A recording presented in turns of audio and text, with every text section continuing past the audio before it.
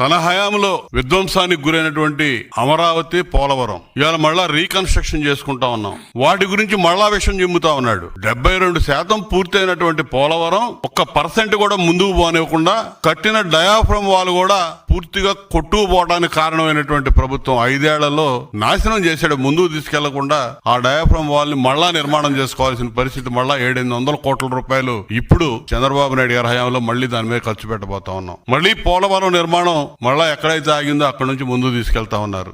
Amaravati capital సిటీకి ఆ రోజున అసెంబ్లీ సాక్షిగా ఒప్పుకొని అడ్డం తిరిగి 3 ముక్కలాడాడి అమరావతి విచ్ఛిన్నానికి కారణమైతే ఈ రోజున మళ్ళా రీకన్స్ట్రక్షన్ కి మళ్ళా చంద్రబాబు నాయుడు గారి నాయకత్వంలో మళ్లీ పునాదులు వేసుకున్నటువంటి పరిస్థితి. మళ్లీ విషయం చెమ్మటం మొదలు పెట్టాడు. ఈ 2 అంశాల మీద ఈ రోజు ప్రెస్ మీట్ లో కూడా మైనింగ్ గురించి మాట్లాడతాడు.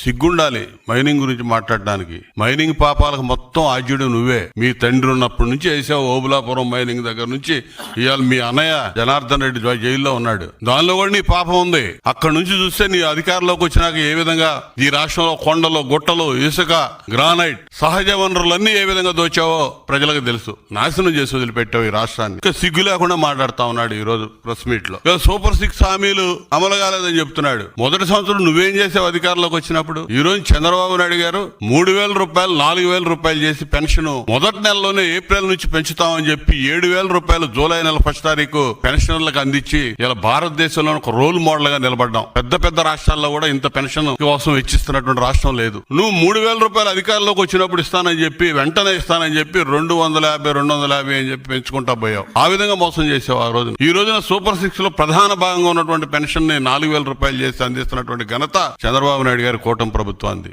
గ్యాస్ సిలిండర్లు రెండో పథకంగా ఉన్నటువంటి గ్యాస్ సిలిండర్లు ఇలా 1 కోటి సిలిండర్లు మొదటి విడతలోనే అందించాం మహిళలకి.